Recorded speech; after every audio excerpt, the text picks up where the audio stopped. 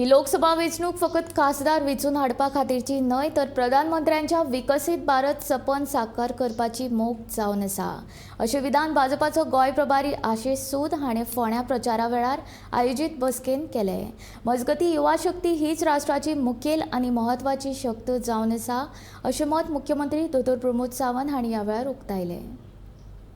जिस प्रकार से हमारे ये दोनों सेल आप सबके साथ मिलकर विकसित भारत और विकसित गोवा बनाने के लिए अपना अपना योगदान दे रहे हैं और उसमें आप सबका कंट्रीब्यूशन विकसित भारत और विकसित गोवा के लिए वो इस चुनाव को और महत्वपूर्ण बना देता है। प्रधानमंत्री जी ने कई वक्तव्यों में पिछले दिनों में कहा है, ये केवल एक एमपी चुनने का चुनाव नहीं है, ये केवल एक सांसद चुनने का चुनाव नहीं है, ये चुनाव है आने वाले दिनों में भारत को विकसित भारत को विश्व बंधु बनाने का एक बड़ा चुनाव है। कि नारी शक्ति, युवा शक्ति, किसान शक्ति और गरीब कल्याण, ये चार चीज माननीय मोदी जी ने की है।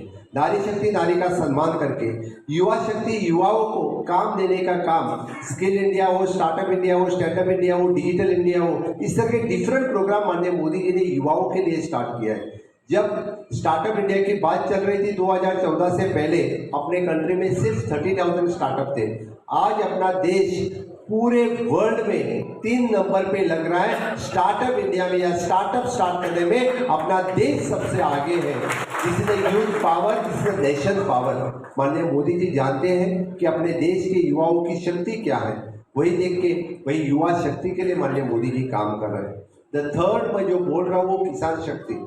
जो किसान अपना अन्नदाता है, वो किसान आज तक 2014 से पहले वो सुसाइड करता था, आत्महत्या करता था, लेकिन माननीय मोदी जी के इस कार्यकाल में उसको किसान क्रेडिट कार्ड मिला, उसको मोदी जी के गारंटी के ऊपर लोन मिलने लगा है, उसको सॉइल हेल्थ कार्ड मिला, उसको किसान फसल बीमा योजना मिला।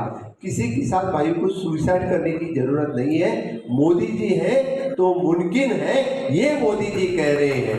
ये तो किसानों का सम्मान है।